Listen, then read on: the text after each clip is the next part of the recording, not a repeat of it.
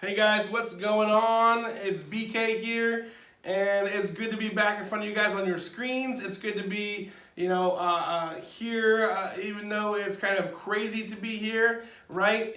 I want to congratulate you guys. You guys have survived coronavirus week number 1. And if you're anything like me, you're like, man, that was way longer than a week, right? Nope, just week 1. And I think they're even extending things already. So we're gonna be doing this for a while. So I have a few things. I've been working hard on kind of streamlining some of our communication so you guys can see real clearly the different ways to connect. And I think we've done a lot of good things already. So we're gonna try to keep those balls rolling, but trying to kind of just make things clear for you going forward. So here's a few updates we're gonna fly through. We have what's going on, right? Mondays, we have our quarantine connections. This is a new communication that's going to come out every Monday while we're in this kind of no going to school, crazy quarantine, no Sunday services kind of a deal, okay? It kind of lays out real quickly all the different ways you connect. Some of them are maybe more important to your parents. Some are more important to you. There's always going to be this piece at the top that kind of tells us about what the deal is for youth group. So like tonight we have a video post at 7, and then it's going to be posted on Facebook group me and YouTube on our YouTube account. So those are ways to find it. And maybe in the future we'll do a live streaming thing on a different platform, and there'll be a link there, all that stuff. Either way, Quarantine Connections is going to be an easy way for you to find that out every single Monday, okay? So keep your eye out every Monday for Quarantine Connections. Hopefully that's a helpful thing for you guys. Thursdays we're putting out these things for Sunday school, right? We're picking up right where we left off in compassion, on our study on compassion. Dave Merck started us off. These are really, really awesome ways for you guys to connect, okay? If you guys don't have a routine that you're in right now, you guys haven't taken time to start that, this week I don't want to guilt trip you, but guys, I think this is something I really want you to consider taking time to check out, because it's a great resource for just helping you get in some good patterns, helping you dig deeper into some of the lessons we've been talking about, and I'm really excited for what this communication piece could be for you guys if you would give it a try. So I don't know how many of you, maybe some of you, let us know if you've tried it and liked it on our group me. If it's been something you've appreciated, let me know. But if you haven't tried it yet, I encourage you very strongly to give our Sunday school material a try. It'll be on our etownbic.org/live website, updated every Thursday, okay? So those are some communication pieces. These are some other things we've been doing and some new things too. Group Me has been awesome. I'm super excited about our Group Me conversations. Continue to think about people you want to invite to our conversation. I want to see that continue to grow. It's been cool to see as we've grown, the conversations have gotten to be a lot of fun, and our challenges have gone really well. So it's super exciting. Group Me is our number 1 way to connect during this time, I think. YouTube, okay? Hopefully you guys last time watched some, maybe you spent some time this past week watching some Bible Project videos. Maybe you spent some time watching some Carl from Sunday Cool videos. Those guys were really awesome. Those are still good ways to connect. This week we have the Skit guys, right? You know these guys. You've seen them whether you're maybe in some different videos. We've done a youth group or on retreats and things like that. These guys are hilarious. They're my only one because they're both hilarious and super, super impactful spiritually and insightful that way. So check out, if you're bored this week, whether you're hungering for some deep, insightful stuff or whether you're hungering just to find a good quality laugh, look up the Skit guys on YouTube. They're really, really awesome and have some great videos out there. Zoom. Melita has actually done Zoom for our high school youth group tonight, which I'm really excited to hear from her how that went. I've had a couple Zoom meetings. If you guys haven't heard of Zoom, it's totally okay. But it's something that's really easy to sign up for and really easy to do. And what this enables us to do, guys, is actually we'll be able to see each other's faces. So you won't just be stuck there listening to me talk forever like I usually do. We'll actually be able to have some interaction back and forth, and you guys can, whoever is talking gets their face put up on the screen, and so we kind of can really share in this cool environment where it almost feels like we're actually all in a group, in a room together. So Zoom is a really cool thing. I'm thinking either this Thursday or Friday, instead of a video update, I'd like to have a Zoom kind of hangout time where we can maybe for a good half hour just chat and talk to each other. I'll have some questions and things for us to think through, but maybe mostly just for us to connect with each other. So I'm going to put a poll out for us to talk about when will be the best time to do that, either Thursday night or Friday night, but keep an eye out for Zoom stuff coming your way. This could be a really cool thing. May even become the way we do youth group on Monday nights instead of waiting for my video to post, okay? So this could be a cool thing, cool tool for us. GroupMe challenges, congratulations to Logan and Cozy. You guys won our GroupMe challenges this past week, and this week we're doing one called a Zoom challenge, okay? We're gonna start us off with this Zoom challenge, get us thinking about doing Zoom later in the week. But what I want you to do is take a picture of something, and I want you to get two images of it. I want you to get one image that is zoomed in and one image that is zoomed out, okay? Then you can post your zoomed in image, see if we can guess it and figure it out, give us some time, or if we get it right, then go ahead and post your zoomed out image. And everybody that participates in that will get entered into the prizes for the week. If you have any questions on that, let me know. But I'm going to leave that open until Wednesday morning, okay? So Wednesday morning at 10 a.m., this GroupMe challenge will be over, and I'll put a new one out for us. But this is our GroupMe challenge for the first part of the week this week, the Zoom challenge, okay? So have fun with that. All right, so here we are, Ships and Sailors. We're going to take some time to talk about some things in Ships and Sailors. We're going to start to focus a little more detail on some of the disciples, some things we can glean from the disciples' life and how they interacted with Jesus and how they interacted with each other.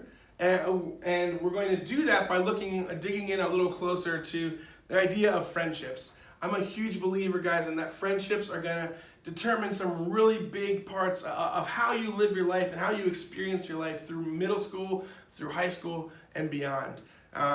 Friends are often a really big part of all the decisions we make, part of the choices and paths, whether we're on a path toward what God wants us to be and where He wants us to go, and the life He wants us to live, or whether we're heading away from that. Our relationships with our friends are going to be huge for making the choices and becoming the people we want to be.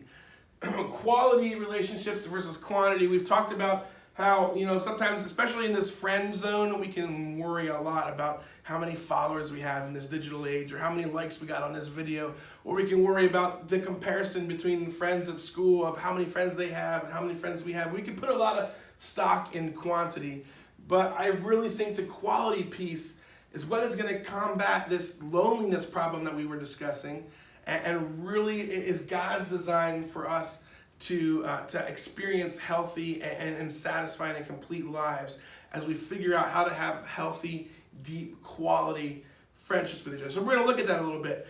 I want to remind us of some foundational pieces that we discussed already. A foundation of trust. Feeling safe and secure in our relationships is a huge part of the foundation we want to build, right?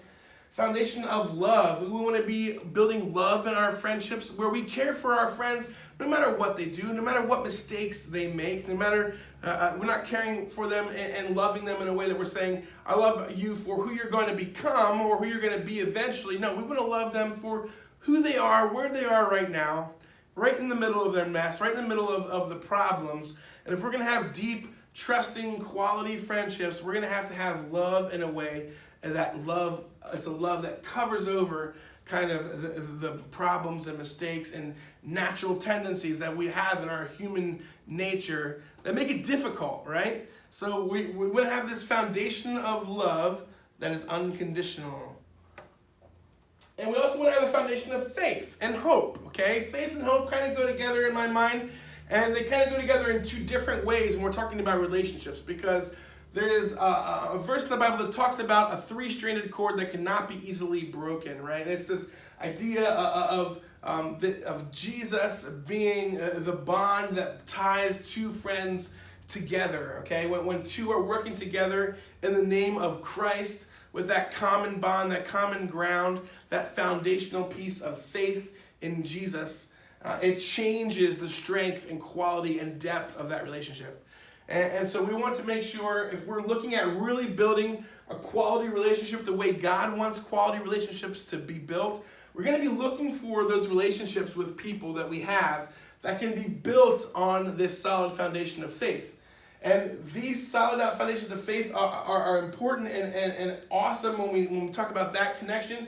But there's also an element of faith and hope that we put in each other. As we learn to trust and love each other, we can build faith and hope into our relationships as well. And what that does for us is it allows us to be people who are building each other up, who are encouraging each other, who are supporting each other. We're not people who are tearing each other down. Our relationships aren't filled with jealousy and drama and all these different things that can be negative and tear us apart. But we're wanting to be able to be there when our friends are at their lowest of the low and they can't see their own value or their own worth. We're there to speak life. We're there to speak encouragement and build each other up. So these are kind of the foundational principles, I think, of a quality relationship that we want to be when we think about our friends and when we think about our closest friends and we think about going deeper and building even stronger relationships with our closest friends. Furthering these things in those relationships is going to be all about what makes the difference there, okay? And we're going to look now at how Jesus kind of developed these foundations with his disciples. And because the reality is these are hard. And because sometimes when we trust our friends, our trust gets betrayed, right? Or sometimes we maybe make a choice and that kind of violates the trust of our friends. And there's fractures there. And sometimes, guys, we're being honest with ourselves. We're not very lovable people, right?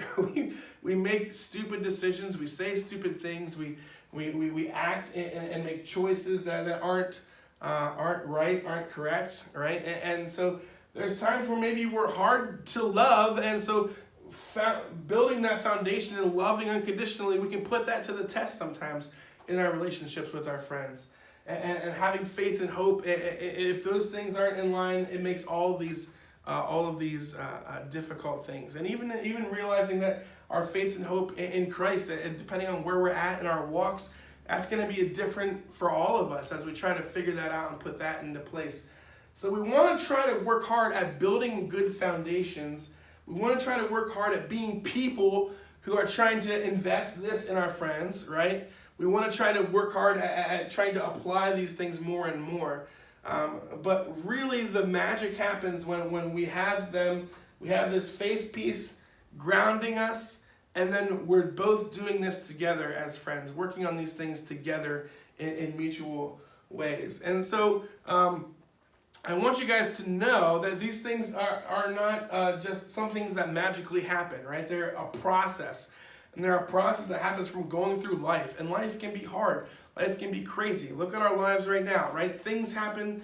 Life gets turned upside down in all kinds of different ways for us. And it's a process of developing these things while going through life together. So I want you to realize that these foundations, even for Jesus and his disciples, these are foundations that are forged in the fire, right? And if we're going to put these things into practice, there's going to be some things. I'm going to kind of give us 3 things that will help us get to the point where we're having relationships that have a strong base in those foundations, all right? And we can learn how to get there, I think, through Jesus and his relationship with his disciples. So there's 3 things that help teach us how to kind of forge these foundations and how to get to the point where we have these strong foundations with our friends. And the first one is to expect failure. And man, that sounds hard off the bat, and it sounds maybe like not exactly what you were thinking I would be talking about, but really it's a huge part of what Jesus had in his relationships with his disciples. Think about Peter. If you just take some time and go through the Bible and read all the stories in the gospel that have to do with Peter, so many of them point to Peter just being a mess. Peter was passionate and awesome. There's some things I really love and identify with Peter about, but there's a lot of things in Peter's relationship with Jesus where he let Jesus down, or he spoke out of turn, or he said the completely wrong thing, or he completely went in the opposite direction, right? He does so many things that we would not want a good, close, personal friend to do, yet he was one of the closest friends to Jesus. He was part of that inner circle, right? And so the reality is Jesus saw Peter and identified him as his rock, his foundation of the church, even though he knew Peter was going to make tons of mistakes. This is probably the strongest example I have of this. I take this one very seriously in my life. And so seriously, in fact, that when I got married to Kristen, we were in front of all of our friends and family, and Kristen's dad is officiating the wedding, and in front of all the kids, I said in my vows to Kristen, I vow to hurt you. I vow to fail. I vow to cause you pain, and I vow to let you down. And wow, talk about romance, right? I'm hitting it on all cylinders right there. That's exactly what a woman wants to hear on their wedding day, right? Super romantic. And I understand that doesn't sound all like, it's not love like in the movies, but I don't want love like in the movies because that's not what love is about. But if we're going to be building, whether it's friendships or marriage relationships, whatever relationships we're building, we need to understand that this is a part of reality. And when we embrace that and realize that, and it allows us to then not be scared of it and to not run from it and to be able to talk about it and to be able to deal with those failures as they come. If you live in a relationship with friends where you're expecting all your friends to never fail and to be exactly what you need them to be, when you need them to be it, when failure comes, your friends are going to not feel like telling you. They're going to hide things, and that's going to cause so many more fractures in that foundation of trust and unconditional love.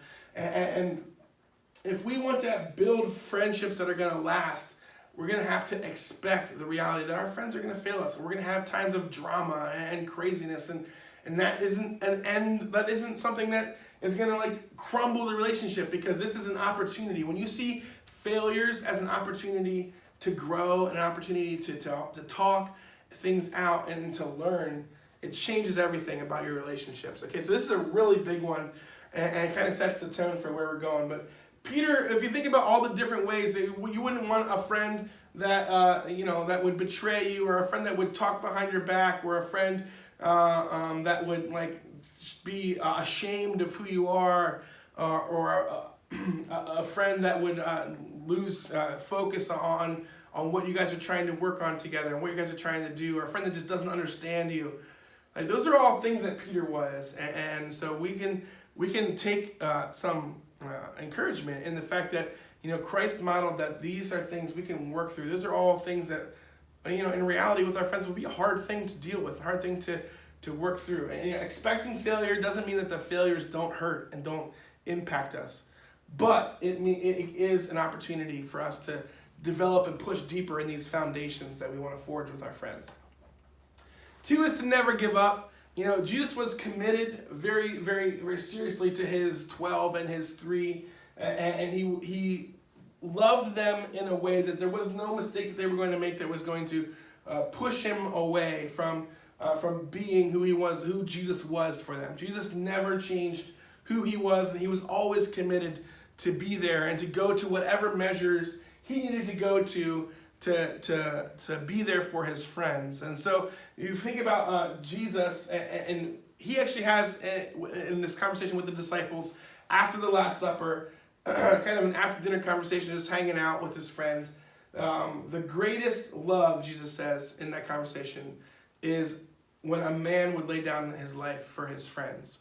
Okay, so Jesus was committed to that concept, lived that out, and he wanted us to know that if we're going to have these deep friendships, these quality friendships, it's going to be friendships that are bonded so strong that we're willing to give up everything for our friends, and we're willing to lay our lives down. And that's the greatest level of love that could be shown here on earth in these relationships we have with each other, which is really profound and shows the commitment level that's required to try to live out some of these things and get these foundations to a really, really deep point. We're talking about building some deep foundations here today, okay?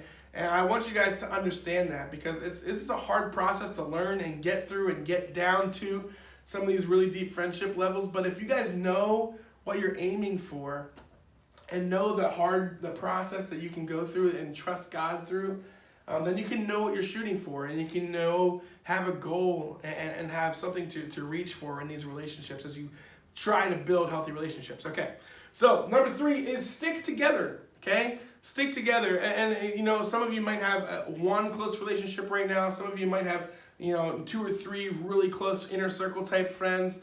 We want to make sure we have. We're working on having a good number of friends so that we can have a team. There's a power in team, right? There's a power in having a close-knit bond with a group of people, not just one person. One friend is nice and one friend is good, and digging deep with one friend is super awesome, and sometimes, and that's obviously way better than 0, right? But having this healthy number, a healthy group of friends, a circle of friends, kind of thinking about Jesus's example of his 3, kind of a group of 4 friends even, right, together, kind of, that can talk through and work through things. I think there's a lot of power in that. Think of Jesus having his 12 disciples, his 3 inner circle. And when you think really about this, the reason this one stuck out to me is because when you think about after Jesus left, he took this group, he lived out a long time with them,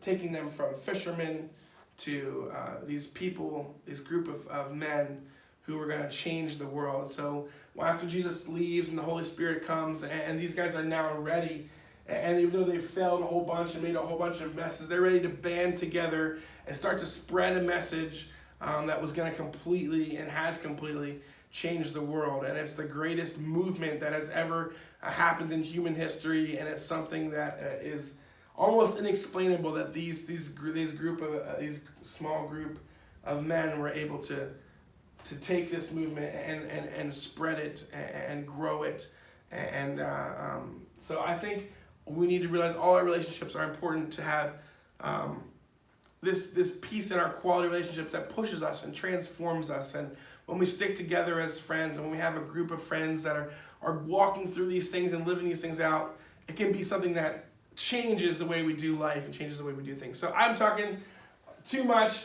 I hope this helps you get an idea of a deeper sense of relationship that you guys can be working toward in your friendships. So I want you guys to make a plan and say a prayer. I want you to think about what it is that you could be working on in you to try and be someone who lives out those foundations more in your closest friendships. I want you to think about who it is. Sometimes God brings people into our lives. Sometimes the people that we can be closest to are right in front of us, and we're never willing to dive down into the messiness and try this out. So maybe who is it that you want to try to grow these healthy relationships, deep friendships with? And think about how you're going to do that. Try to come up with a couple of plans. Like, what are you going to do? Little things, maybe even. What are you going to do to try to further those relationships and try to live out some of these principles? So think through some of those things. Make a plan and say a prayer and talk to God tonight at some point or sometime during this week. Then I have a challenge for you with this message. I want you guys to either think of one thoughtful sentence, at minimum one sentence, a reaction, and I want you guys to post a reaction or a takeaway from this lesson onto GroupMe, something that impacted you or meant something to you, something thoughtful. So if you do that, then you earn the right to say something weird or crazy or point out some stupid thing I did during this video. So I want you, but I think this will be fun for just creating some more discussion and interaction. So take some time to do that. Thank you guys for listening. I miss the back and forth. I miss the interaction. I miss seeing you guys, and I miss small groups. And so we'll continue to use GroupMe to grow these things and maybe flesh out some of these things and talk about some of these things. And we'll continue to connect in new ways and try new things out. I'm praying for all you guys, thinking about you guys constantly. I think that's all I got, and we'll check in later, and I'll have a good week. See ya.